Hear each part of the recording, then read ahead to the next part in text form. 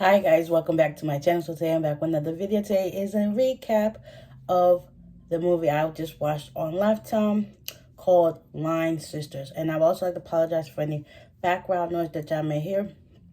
So basically, Line Sisters.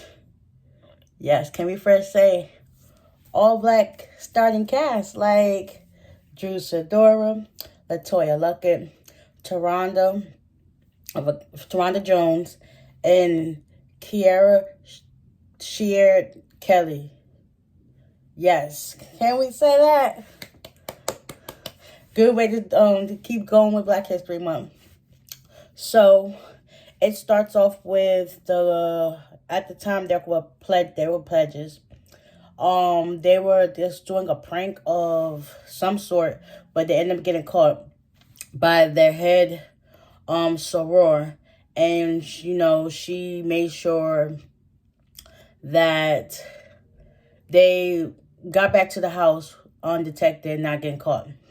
So it's 5 of them. So we have Simona, Dominique, Brienne, Valerie, and Cassandra. So they all the 5 pledges to join the sorority ABO, and they had to, I guess it was hazing night for them.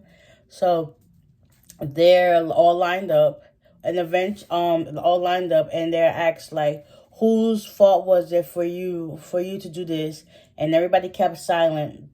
And then he was like, well, because of this, this.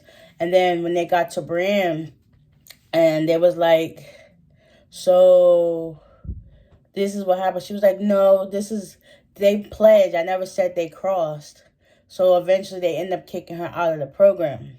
And I guess she thought the girls were going to come behind her, but no, they stayed.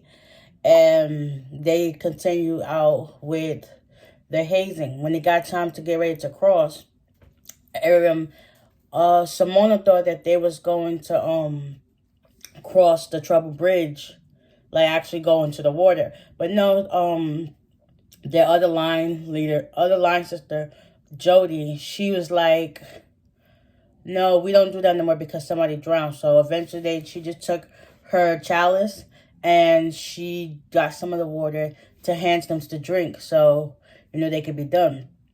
After Simona decided to drink it, they was eventually crossed over. So everybody else was setting up their table, so when they get there, they can have a little celebration. So I actually thought that the head person, Ashley, she thought that they were on their way back. But back by the water, Simona, she's like, this is not what I signed up for. I thought we was actually going to cross the water. So eventually, she being a little hot-headed, she takes it upon herself to say, no, we're going to try it. And then instead of just saying, everybody else say no, everybody else followed behind. And then once they got over the bridge, Jody jumps in the water because at the time Cassandra couldn't swim. So everybody jumped in to help her. And then once everybody else ended up getting out, they're looking for Jody, and they don't find her. They go back into the water, and they still don't see nobody. So fast forward, 15 years done pass. Valerie becomes a lawyer. Cassandra is having a custody battle. I guess she dated one of the guys she went to in college, and she became married and had a kid. So she becomes her lawyer. And then they're in court trying to settle a custody dispute between Cassandra and her ex-husband, or soon-to-be husband, Mitch.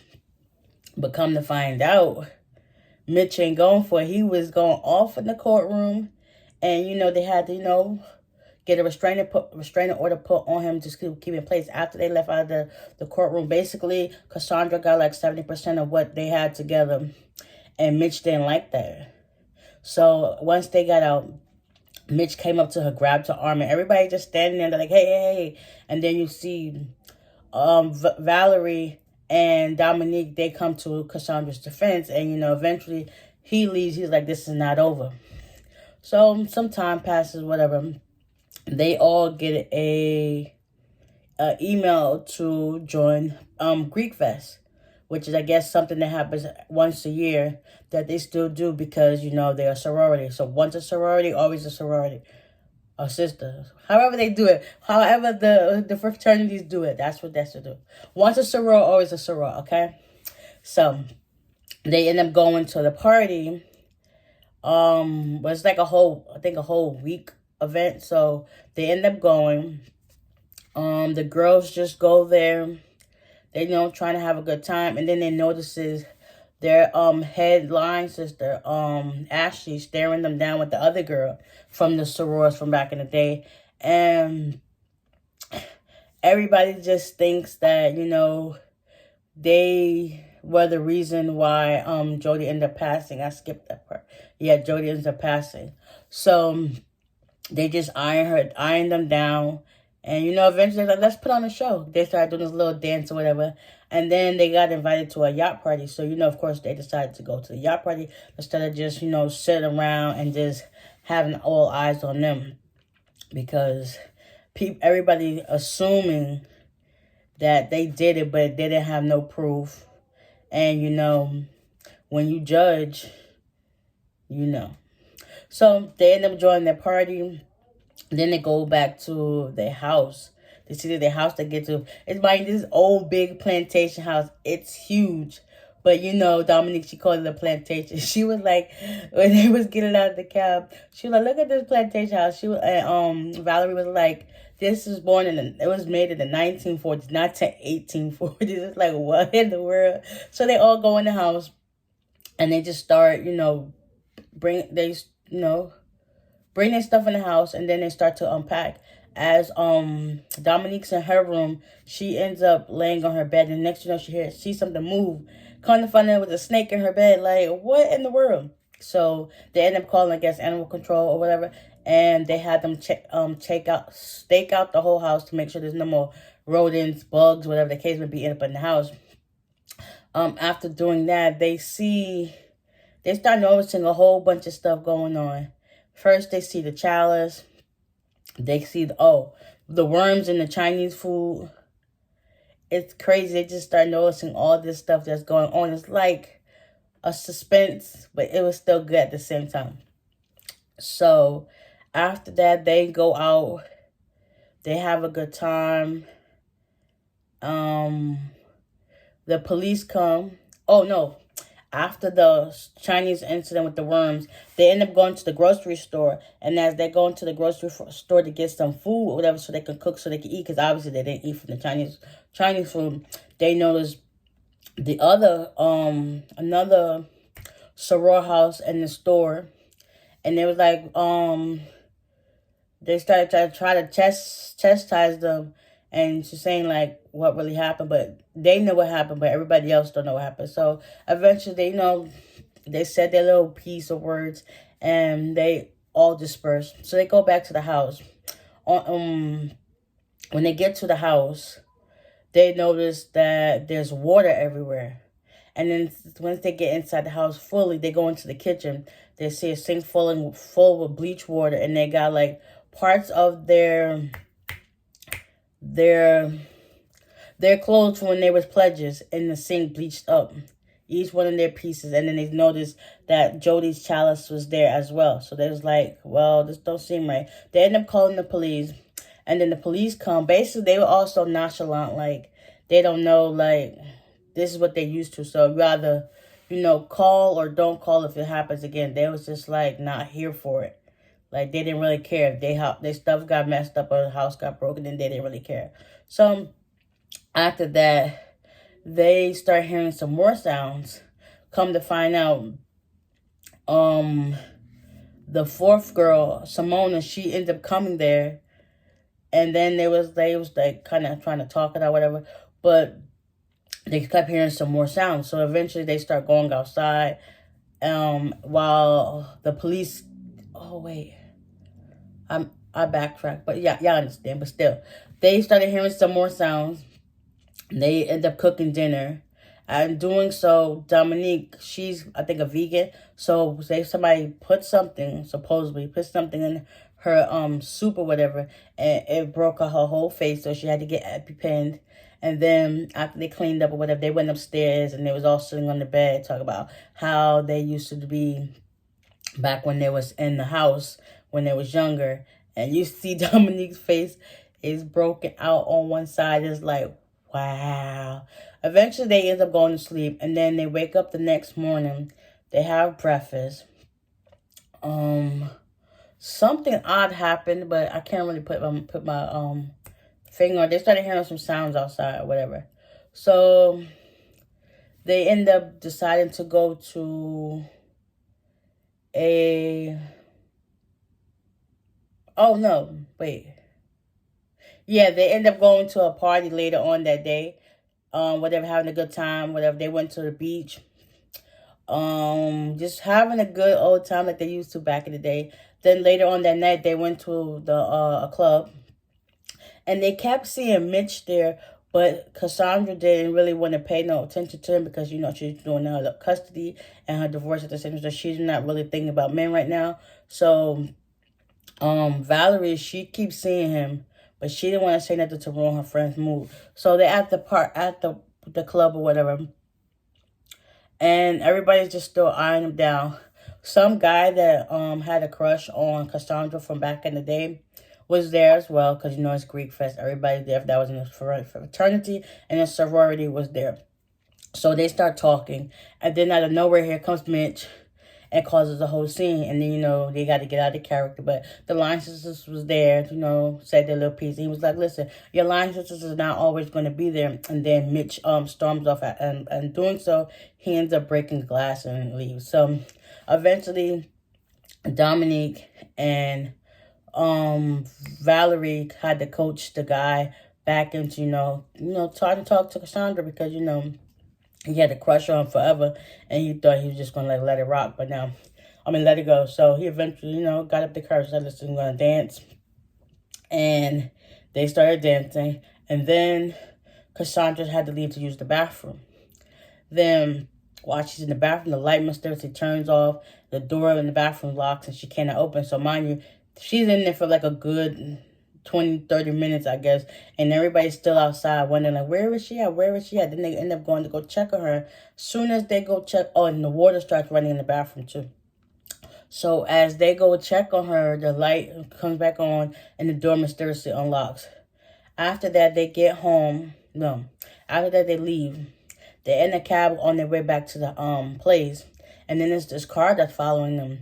As they're going, the cab driver, he's looking like, y'all got somebody behind you. And then he starts tailing them and then trying to hit them on the side. And then the guy going to say, I'm charging y'all double. That's hazard pay. And Valerie's like, you do know I'm a lawyer, right? Like, what? Hazard pay? You didn't even get hurt yet. Like, what?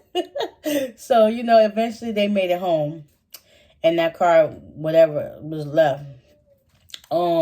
After they get in the house, Cassandra, she has to go wash. They about to have some wine and call it a night, and just taking the day as, you know, a long day.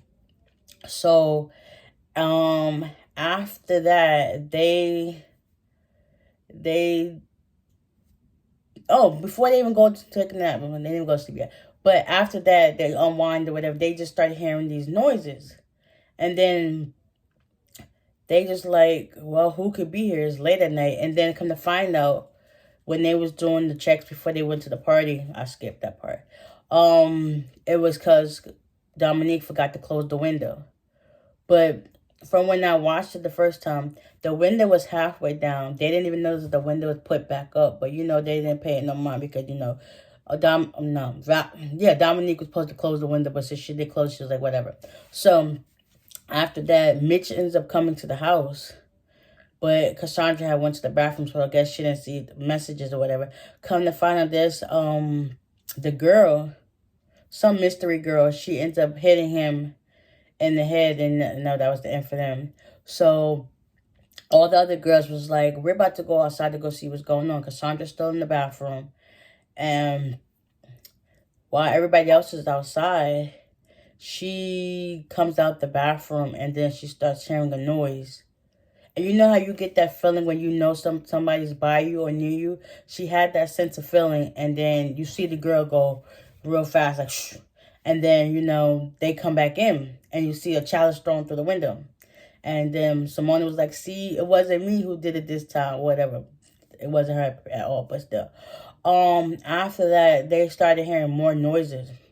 So when Cassandra finally checked her phone, she saw that Mitch said he was going to be outside. So she decided to go outside to go talk to him and see what was going on, but she couldn't find him.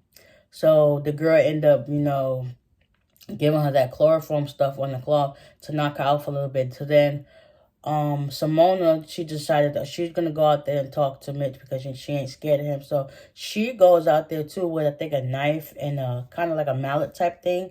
She's going to look for him and Cassandra as well. She gets stabbed and knocked out as well. Then Valerie and Dominique go outside and they're going to see where they at because it's been taking too long. They go outside, they end up getting locked out, and they try to go around to the front. And then the mystery girl confronts them. And then next you know, they're all tied up, sitting like in a line. And then the girl starts talking to them, explaining like, listen, I killed Mitch. He was no good for you. And she's tried to break it down like what they did throughout their whole lives. And Cassandra's looking like, so you knew he was bad for me. Everybody knew he was bad for you, but sometimes you gotta let people learn on their own let them learn their mistakes on their own. And that was kind of left. Dominique, she's always asking them for money or getting money from them, so that's not what we do. Then Simona, how she wanted to cross the trouble bridge, and doing so, that's what ended up leading to Jody being killed. But once she broke everything down, come to find out, the girl was Brienne, the member that they let go. All this time while I was watching, I thought it was like Jody, like she faked her death to, I guess, prove them wrong about something. But me, it wasn't right. It was Brienne. I was like, wow, makes sense. Come to find out, she killed Jody. She held her down in the water till she eventually, stopped breathing. She killed Mitch. She did all them things just to prove her point. And not for nothing, I kind of see why they kind of let her go. She's kind of crazy. She snapped on them. And she, she got away with basically everything. And Brienne felt as if the rest of the girls wasn't down for her, because once she left, she thought they all was going to leave. But, they wanted to be in the sorority, so, they decided to stay, and they ended up becoming part of the soror house even after Jody had died, basically. So, eventually, Brienne, she tried to do a cross the bridge thing with them. She blindfolded them and had them walk out to the water. And then she was trying to say, well, she don't know this, but she tells Cassandra to jump in the water. And everybody was like, no, don't do it. But eventually Cassandra was like, okay, I'm going to do it. And then Brienne thought she had the last laugh. Next, you see Cassandra behind her with the wooden paddle. And she knocks her into the water. And everybody else was like, well, is she going to be, is this the last of this the end? She got a gun. They were like, hopefully it is. So then it fast forwards to a year later. Valerie finally gives birth to her child. Everybody's there to congratulate her. As Simona gets in, she sneaks in some liquor for them. Like, listen, they gotta have their wine. She sneaks that into them, a non-alcoholic one and a real one. And they congratulate her on the baby. And the baby, she had a girl, and she named it Jody Simone, which was cute. And then, for some odd reason, you do sense that somebody's there. So as Simona, she's turning around, she slowly sees this nurse lady pushing a cart, and she goes to check and see, and there's some other girls like, hi, like, oh, it's about to go down. Like, I hope they do a second part to this, because that cliffhanger ending is like mind-blowing. Like, ugh. it got real. This was definitely a good horror suspense, but good movie. Like, and also I watched behind the lines, I guess, of hazing. Like, hazing is good. Also, hazing survivor. She spoke out about her trauma of getting into her sorority. And it's like, it has some good effects and it also has some bad effects. But most importantly, they stop hazing. If it's not like bare minimum, don't do it at all, because you don't know the consequences and the effects that it has on each person. Everybody is different, yes. Each person handles grief and trauma differently, but don't do it, because it's going to cause more harm than good. But it was definitely a good movie. This movie was shot in North Carolina, so shout out to all the sororities in North Carolina. Yes. I hope you guys enjoyed this recap. It was very long, but it was definitely worth watching. I need to check it out. It's on Lifetime. You can watch it on Lifetime TV, and you can also watch it on Lifetime app. It's called Line Sisters, okay? So I hope y'all enjoyed this recap once again. Please give it a like, comment down below, hit the subscribe button and notification bell so that you can be notified every time I upload. And I will see y'all in the next one. Bye.